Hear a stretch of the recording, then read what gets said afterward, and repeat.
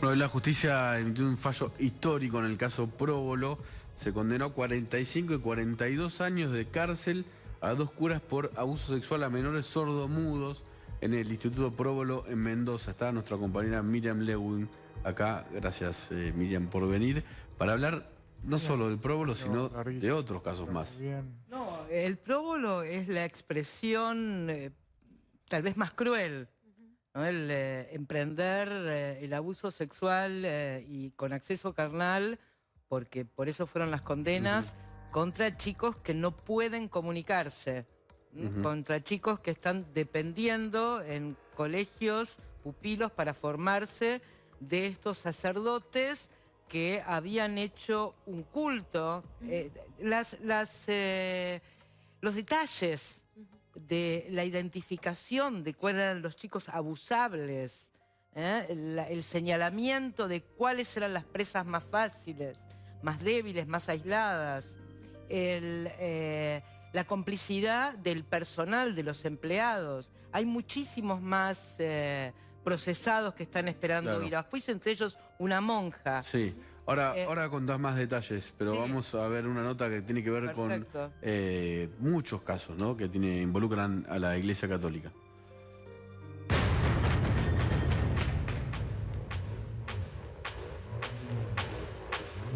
Condenar a Horacio Hugo Corbacho Blanc, de datos filiatorios conocidos en autos, a la pena de 45 años de prisión e inhabilitación absoluta. Condenar a Nicola Bruno Corradi Soliman, de circunstancias personales conocidas en autos, a la pena de 42 años de prisión e inhabilitación absoluta por igual término.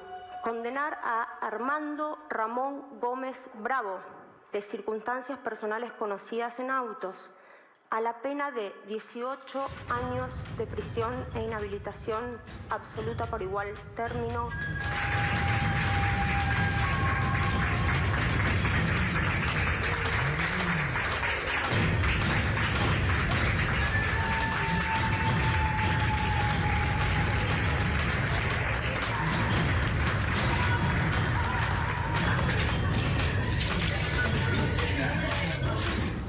En su momento, primero, bueno, empezó con las manos.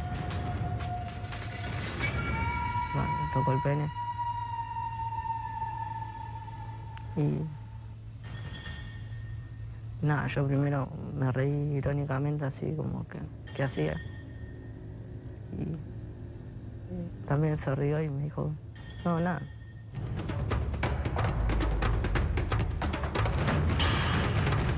Me acuerdo que él me agarraba con el motivo de enseñarme a nadar y por debajo del agua me manoseaba.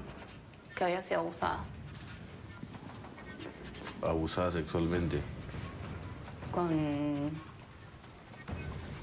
un cura que venía a mi familia hasta esa edad, hasta los 21. ¿Cómo se llama el cura? Carlos José. Una nena de 12 años le contó a una mujer sobre los abusos y ella, una laica consagrada, no dudó y lo denunció.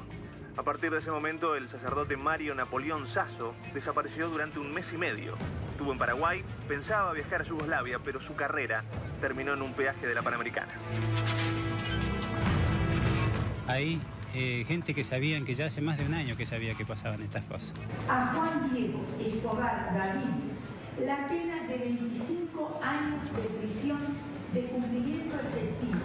Mis hijos tienen justicia, se hizo justicia. Mis hijos no mintieron, los chicos no mintieron. Sí, me hubiera gustado para que él hubiera escuchado, que le den la sentencia en la cara.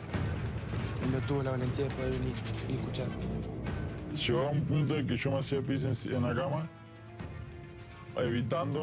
haciendo eso yo evitaba de que él me llevara su pies. La Corte Suprema de Justicia de la Nación ratificó 26 años después de ocurridos los abusos que me tuvieron como víctima en el Colegio Marianista, la condena del ahora ex hermano marianista Fernando Picciocchi por el delito de corrupción de menores calificada reiterada. A conocimiento judicial solamente llega el 10% de los casos de abuso que suceden. y de ese 10% que llega a conocimiento judicial, solo 1 termina en condena.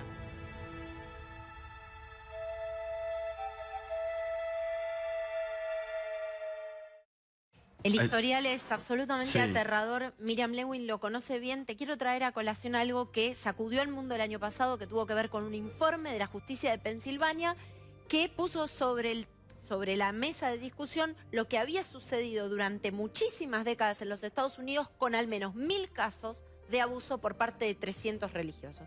Y una de las cosas que explicitó es que había un guión que tenía que ver con traslados que se producían una vez que se conocía una situación de abuso, con eufemismos que se usaban hacia adentro de la Iglesia Católica para no llamar a las situaciones de abuso por su nombre.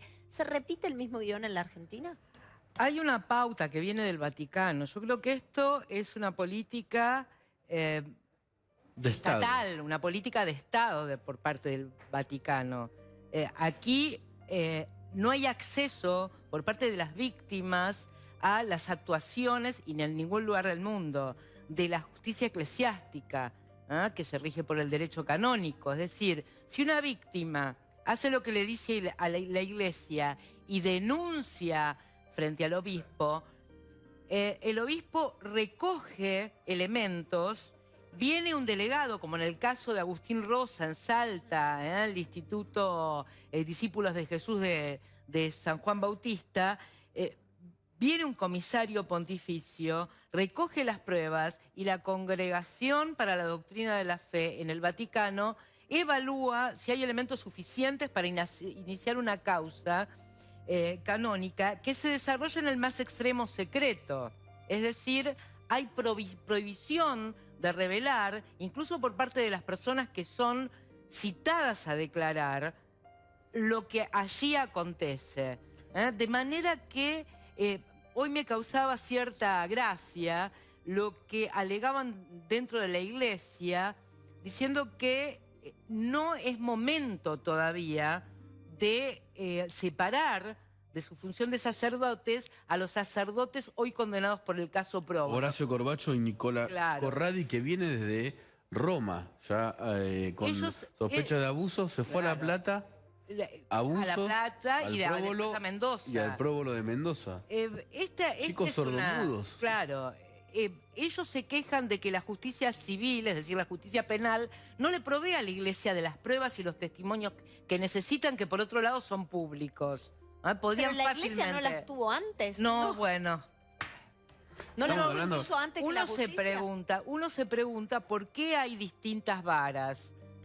Porque hay algunos sacerdotes que sí son inmediatamente separados. Otros son trasladados de diócesis en diócesis y repiten, porque es una compulsión, el abuso sexual contra niños en cada diócesis que pisan. Por ejemplo, Napoleón Sasso había sido retirado de la diócesis en el 2002-2003, de la diócesis de San Juan, y había sido trasladado a Corrientes. De Corrientes lo trasladaron a una quinta donde hizo un corto tratamiento.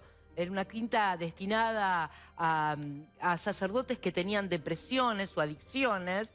En 2 o 3 meses se consideró que era apto para volver a la carga, es decir, para volver a desempeñarse como sacerdote, y en un comedor, en una zona de Pilar muy pobre, Villa Astolfi, volvió a abusar de chicas. El obispo de Zárate Campana fue procesado y condenado por encubrimiento, porque lo quería hacer salir del país con su secretario en un auto que pertenecía a la Iglesia. Es decir, es una política de Estado, mirar para otro lado y tenderle la mano a quienes ellos consideran que son estas ovejas descarriadas. Lo que pasa es que esos traslados terminan generando... otro foco de conflicto. Claro, más víctimas. Expandiendo los delitos. Nicola Corradi venía del Próbolo de Verona, donde ya había denunciado por abusos sexuales, fue a La Plata de vuelta y ahora en Mendoza. Desgraciadamente es muy malo el pronóstico de los abusadores sexuales. Desde el punto de vista de los profesionales de la salud mental, está aceptado que las posibilidades de recuperación son bajas y las posibilidades de reincidencia son altísimas. Pero con tratamiento, acá no. Acá ni siquiera hay No, es que tratamiento. cuando no los tratan, no los culpan, no cumplen una pena, no se los condena, o sea, trasladarlos no sirve para nada, sirve para que generen nuevas víctimas. No, a mí lo que, y te lo pregunto también a vos, Santi, que trabajaste en el Investiga, donde se destaparon muchísimos de estos casos. 2002 fue el caso Graci. También es como si parecía que hay como instituciones que están por encima de la ley. Hay un código que rige la Argentina, que es el Código Penal, Bueno, está pero la hay un- justicia. Sí, está, pero es Hay un organización concordato. global, es una organización Claro, global. pero- Hay un acuerdo Claro, entre pero la digo- Santa Sede, el Vaticano y el Estado argentino que hay ciertos sectores políticos que lo quieren derogar que apunta a esto. Es decir, no se puede tener acceso a aquello que se obtiene en la justicia canónica, es decir, en la justicia eclesial, ¿ah? Y hay una especie de pacto con el Estado argentino que hace que convalide esta suerte de encubrimiento. Con muchísimos estados. Sí, sí, Sí, sí. sí, no solamente, no A ver, solamente con el Estado argentino, pero en este caso, cuando nosotros vemos que se está desarrollando un proceso en la justicia canónica, ¿alguien sabe en qué estado está el juicio canónico a Julio Grassi, que ya fue condenado hace muchos años y está cumpliendo su condena? Y que Está incluso condenado en la cárcel firme. siguió Claro. cometiendo delitos. Bueno, Yo quiero hace agregar... hace no sí. mucho se conoció una suerte de cámara oculta que se le hizo a un cura italiano, donde confesaba, decía, si no ibas para tu casa, te ibas para la América, que ese era uno de los recursos que se utilizaban, al menos en Italia, cuando un cura era acusado de una Pero situación. sí, pero como, a ver, No, los ingleses mandaban a los presos a Australia. Y hay caso contrario, hay que mencionarlo, al ex obispo de Orán, Gustavo Sancheta, ¿qué pasó? Cuando empezó la investigación acá, viajó al Vaticano y era asesor de la administración del patrimonio del Vaticano. Cuando Interpol pide su captura internacional, vuelve. Pero estaba guardado en el Vaticano. Eso es encubrimiento. En algunos casos, los curas Estamos hablando del tuvieron obispo de Orán y Salta. alguna situación conflictiva, son enviados a hacer cursos de misionología, a desarrollar aún más su carrera dentro de la iglesia. Es decir, por momentos parece que los están promoviendo, no solo ocultando. Obtienen una promoción, un ascenso dentro de la estructura eclesiástica. Tenemos el caso en el informe de Fernando Picchiocchi. Fernando Picchiocchi era integrante de los marianistas, tienen un colegio aquí en la zona de Caballito, y cuando Sebastián Cuatromo, la víctima, una de las víctimas de Picchiocchi, fue a hablar con Bergoglio, lo atendió Poli, que en ese momento era su secretario.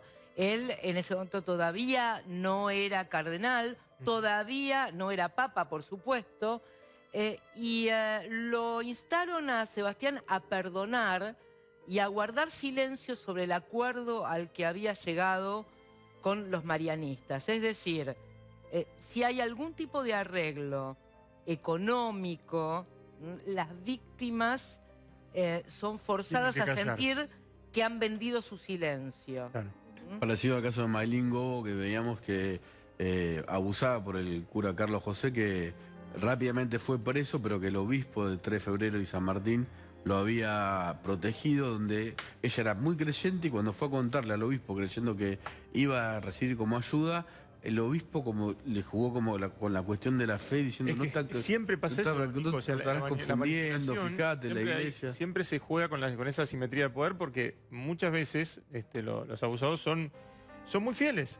Sí, claro, ¿no? Tienen una adoración hacia esa persona que está abusando de ellos. Entonces, uno de los principales elementos es que juegan con eso. O sea, ellos juegan con eso porque además se trata de personas muy vulnerables, de chicos en una situación de fragilidad emocional extrema. Y como en muchos de estos casos el abusador utiliza una técnica de seducción que no incluye la violencia física, e incluye el privilegiar a esa víctima, dándole regalos, distinguiéndolo de sus compañeros, la víctima termina sintiéndose culpable, ¿ah? Y pensando que de alguna manera consintió el abuso. La víctima Les cuesta fantasea mucho, claro, sí. que hubo consentimiento. Porque Bueno, él no me forzó, porque yo no pude decirle que no. Y en el caso del Cuenta próbolo... bien sí. ese mecanismo de manipulación, y fue muy resonante también porque involucraba a un colegio de mucho prestigio que era el Cardenal Newman, es Rufino Varela, Rufino ¿no? Varela, Que sí. cuenta además que es la persona a quien le cuenta o a quien le confía que ya había sido abusado, ¿no? Una situación de una perversión absolutamente extrema, ¿no? Lo mismo pasaba con Agustín Rosa en Salta, que todavía está esperando ir a juicio oral, el llamado padre fundador del Instituto Discípulos de Jesús de San Juan Bautista. Él está esperando ir a juicio oral y una de sus víctimas fue denunciada como represalia, como abusadora, y acaba de ser absuelta, la ex monja Valeria Zarza. Pero se trata tal vez de uno de los mecanismos más perversos. Claro. Denunciar a la víctima por el mismo delito que ella está denunciando. Y en el caso de la provincia de Salta todavía estamos esperando la fecha para que Agustín Rosa vaya a juicio oral, cuando Valeria Zarza tuvo que enfrentar a la justicia. Por suerte, el testimonio de la acusadora no se sostuvo. Era una niña que era la sobrina de la mano derecha del padre fundador, abusador a su vez. Por suerte, el tribunal desestimó la acusación, pero si no tendríamos la paradoja de tener a una acusadora, a una denunciante presa y condenada, cuando su abusador está todavía en libertad, porque tiene un enorme peso y un enorme ascendente en el poder político salteño. Y el caso de próbolo es el extremo total, ¿no? Es paradigmático. Sí. Chicos sordomudos, de clase baja, y además con esto, ¿no? Con sobre todo el cura Nicola Corradi, que ya venía desde Verón acusado, fue a La Plata, abusó de chicos en La Plata y en Mendoza. Es una colección Chicos de horrores. sordomudos.